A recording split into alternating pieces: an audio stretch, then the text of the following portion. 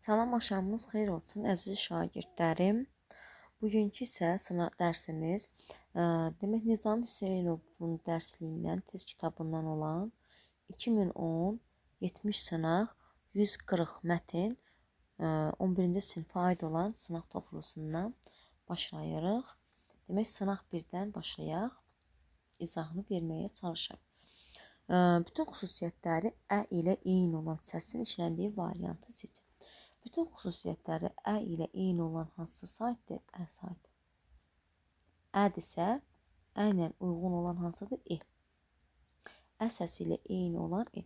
Demək, ə ilə E-nin bütün yəni ki, xüsusiyyətləri bir-birindən eynidir. Ona görə burada nə etmək lazımdır? Baş ağrıtmaq lazımdır. Harada E varsa, onu götürürük. Məsələn, burada E olsaydı, əni götürərdik. Burada E olsaydı əni götürərdik. İndi ə olduğuna görə E-ni götürürük. Bu qədər asan. Cavab D variantı. Seçkin. Hansı sözcüklərdə səslərlə hərflərin sayı bərabərdir? Baxaq bunların hamısının bir-bir izahını verək. Birinci demişdik ki, demək birinci nə demişdik? Süstlük sözünü tələffüzünü verək. Demişdik ki, S-T birləşməsindən sonra samit gələrsə, T düşür. Olacaq necə? Süslük. T düşür, L-da D-yə çevrilir. Burada bərabərdə xeyr. Hərfimiz 1, 2, 3, 4, 5, 6, 7-dir. Səsimiz 1, 2, 3, 4, 5, 6-dır. Ona görə yanlışdır. Aidiyyət sözünə baxaq. Tələffüzü necə olur? A-nın in arasına Y artırılır. Y-ların biri də düşür. Biri düşdü, biri artdı. Ona görə bunun səslənən hərflər eynidir. 2 götürürük. Bəxtisi sözü yenə burada S-T, F-T, Ş-T, X-T birləşmələri aiddir. Olacaq necə? Bəxtsiz. Yenə burada 1, 2, 3, 4, 5, 6, 7 hərfimiz, 6 səsimiz olduğuna görə bu da getdi. Bədili sözünə baxaq, necə tələffüz olunur? Bə, qoşalardan biri düşür, biri isə uzanır. Bədilinə. Biri düşdü, bir dənə də N hərfi artdı. Ona görə eynidir. Saysanız görərsiniz ki, hərflərlə səslərin sayı eynidir. 2, 4 A variantı cavabımızı götürürük. Sonra sehirli sözünə baxaq. Tələffüzdə olur. Necə? Sehirli. Aha. 1, 3, 6 hərfimiz var. 7 səsimiz var. Bərabər deyir, artıqdır. Bələdiyyə sözündə də yönün bir düşür. Eyni olmur, yanlışdır. Cavabımız 2, 4 A variantı. Davam edək 3-cü sualda. Birində T hərfi D səsinə keçmir. Kənd və kənddən D-yə keçir. Niyə? Çünki özündən sonra samit gəldiyinə görə. Ümid sözündə təkliti işlədiyinə görə D-yə çevrilir. Qasiddən sözündə çevirir. Özündən sonra samit gəldiyinə görə D-yə çevirir. Savad D. Samit gəldiyinə görə D-yə çevirir. Amma landşaft sözündən keçmir. Ona görə cavabımız 3-dən D variantı. Hansı bənd altından xətt çəkilmiş sözdə vurğu son özüyə düşmür? Burada nə zaman olur? Xitab olanda bilirik ki, xitab olanda söz bir hecaq əvvələ gəlir.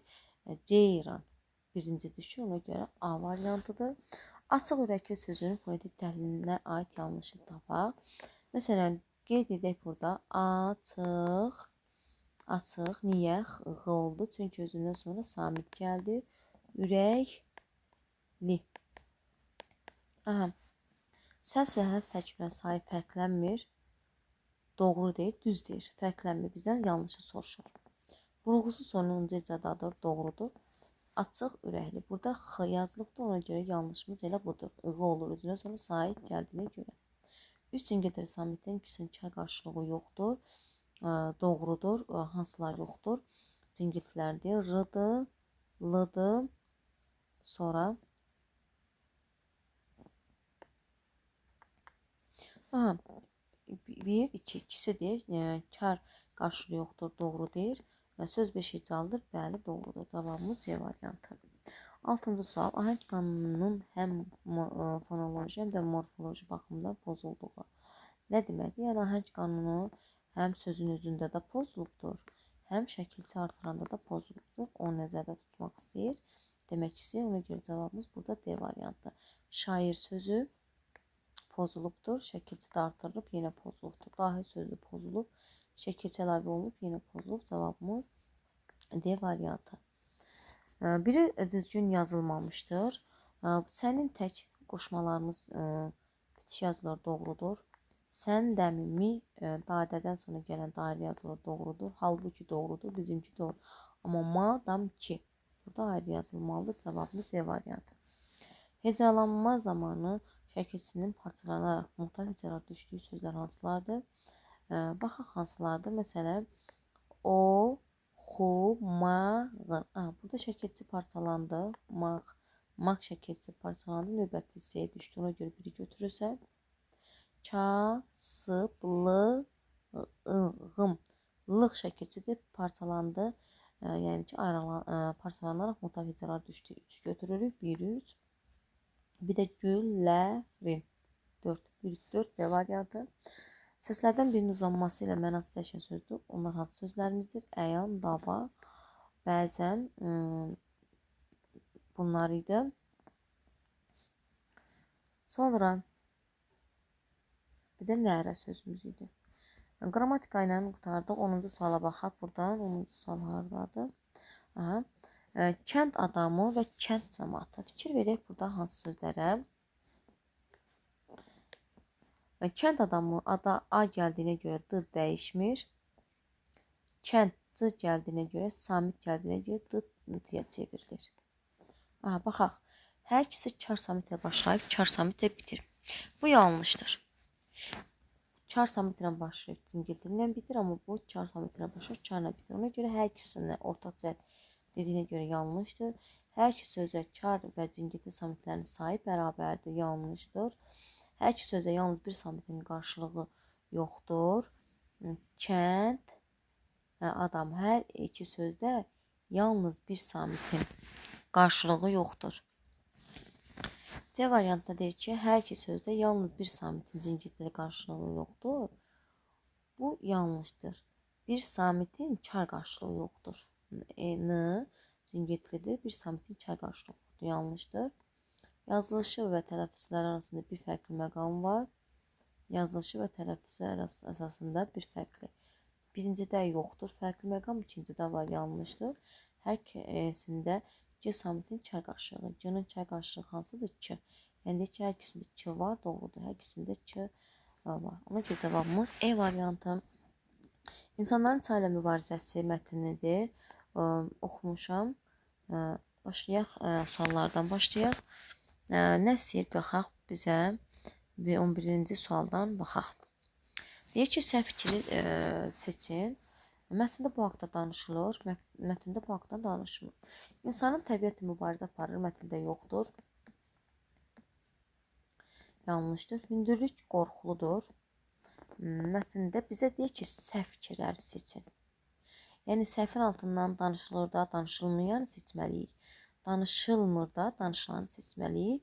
Bir, insan təbiət mübarizə aparır. Yəni, danışılanın altında doğru olduğuna görə götürmürük. Səhvi götürməliyik. 2, hündürlük qorxuludur. Bu haqqında danışılmır. 2 götürürük. Oxuculuğun müxtəlif sahələri var, danışılır. Amma bizə səhv fikir olduğuna görə götürmürük. Mətndə bu haqda danışılmır. Çətinliklə insanı inkişaf etdirir. Çətinliklə insan bu haqqda danışılır. Biz də səhv seçdiyinə görə 4-ü götürürük. Çaylar daşarkən sular lilli gəlir. Yanlışdır. 2-4 A variantı. Hansı dəyişiklik edirsə, mətn strukturu ilə bağlı uyğunsuzluq qalxar. 1-2-3-cü abzaslar birləşdirilməlidir. Yanlışdır. 1-ci, 2-ci abzaslar birləşdirilməlidir. Yanlışdır.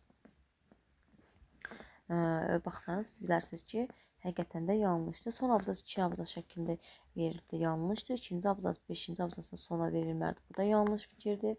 4, 5, 6, 7 abzaslar birləşməlidir. Yanlışdır. Burada E variantı deyir ki, 3-cü abzas mətnin nəticəsiz hissəsi kimi verilməlidir. Baxaq, 3-cü abzasımız hansıdır? Əlbəttə, mətninə baxaq.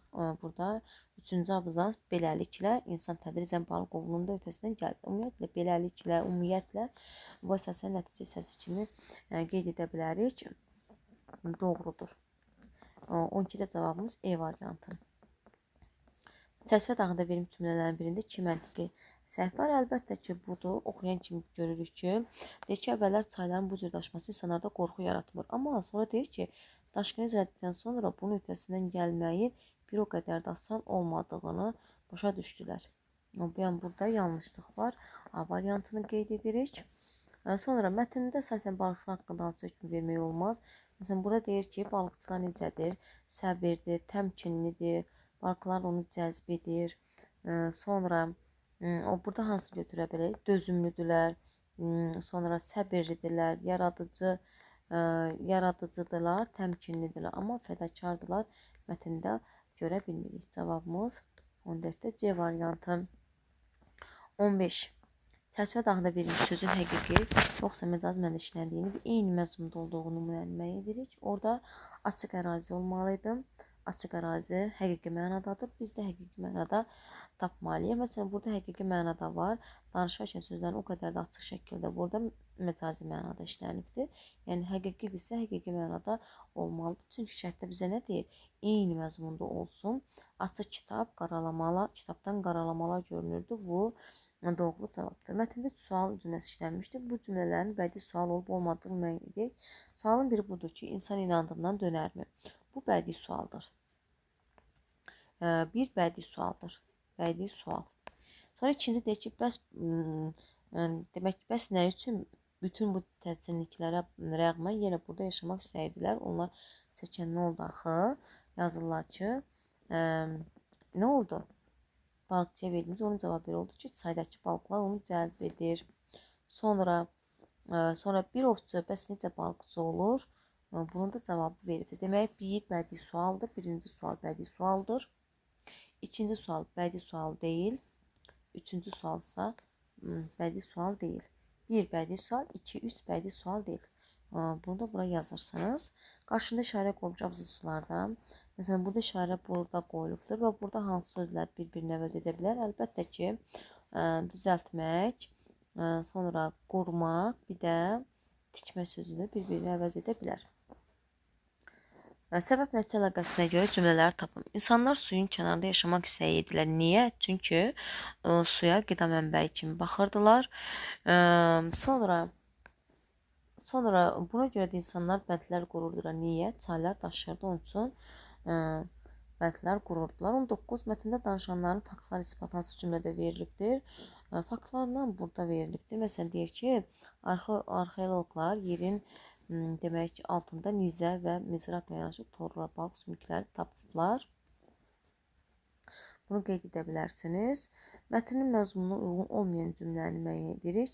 Mətnin məzmununa uyğun olmayan cümləmiz buradadır. Əgər zəncirdə hansısa boşluqlara rast gəliriksə, öncə baş vermək araşdırmalıyıq. Belə bir şey mətndə danışılmır, mətnin məzmununa uyğun olmayan cümlədir. Keçək ikinci mətnə. İkinci mətn belə bir mətndir. Qarı ilə Sultan Səncərin hekayəti haqqındadır. Başlayaq. Mətnin bədii üslubda olduğunu sübut edən ifadədir. Bədii sübut edən ifadə hansıdır? Məcazların işlənməsi. Bağrı qanı götürürük. Sübut edən ifadə deyil, ağsaçda ola bilər. 1-dən 5 A variantı. Qarının Sultan Səncərə etirazının səbəbi nə idi? Etirazının səbəbi bir, kasıb vəziyyətdə yaşaması deyildir. Qatil kimi ittiham edilməsi idi. 2, dünyadan əl çəkməsi, ömründən bezməsi deyildir. Bir də sultanın ədalətsizliyidir. 2-4 E variantı.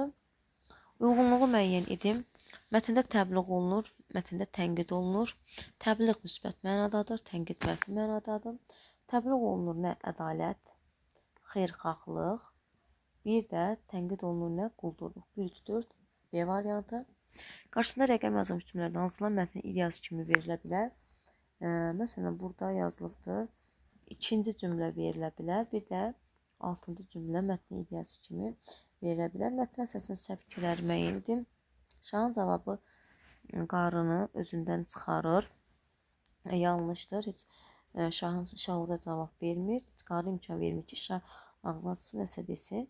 Mətndə əsas günahkar Darğadır. Xeyr, əsas günahkar qarı demək ki, şahı adlandırır. Qarı şaha haqlı etirazını bildirir. Bu ola bilər. Hadisənin iştirakçıları həm qarı, həm də sultana haqq qazandırırlar. Elə bir haqq qazandırma yoxdur, yanlışdır. 1, 2, 4 C variantı. Sonra 26 qarının sözlərinə əsasən cümləni tamamlayır. Məsələn, nə yaza bilərik bura? Ölkənin kasıb əzilmiş əhalisi şaha sığınmalıdır. Şahın vəzifəsi onları qorumaq, onların başına sığal çəkməkdir. Buna görə də şah sülhünü uzatmalı, yarar günlər şad etməlidir. Niyə? Sultan Səncəri şah etmişdilər, ona görə də zülmü uzatmalı idi. Rasim öz irqini, rasizm nə deməkdir? Öz irqini, milli mənsubiyyətini üstün tutaraq başqa irqi, milləti aşılamaqdır. Yəni, burada necə başa salım?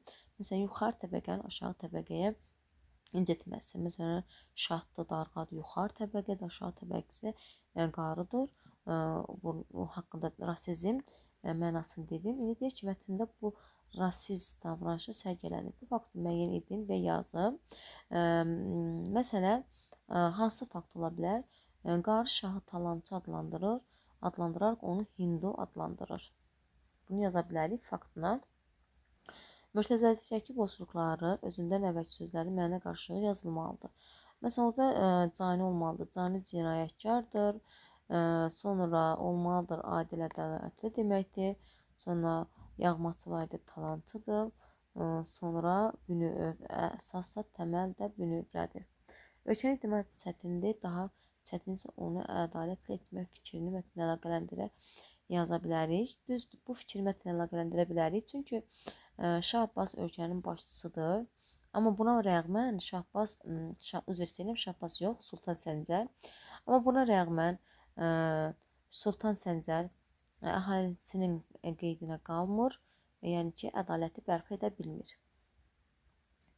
Yaza bilərsiniz. 30. Cümləni iki fərqli formada tamamlayın. Darğanın etdiyi hərəkət şahın ədalətsizliyini sübut etməsidir. Qarının isə İsmətinə əl uzatmasıdır. Belə yaza bilərsiniz. İsmətinə əl uzatmasını qeyd edə bilərsiniz. İzahımız bu qədər. Növbəti sınaq 2-də görüşənə qədər. Sağ olun, salamat qalın.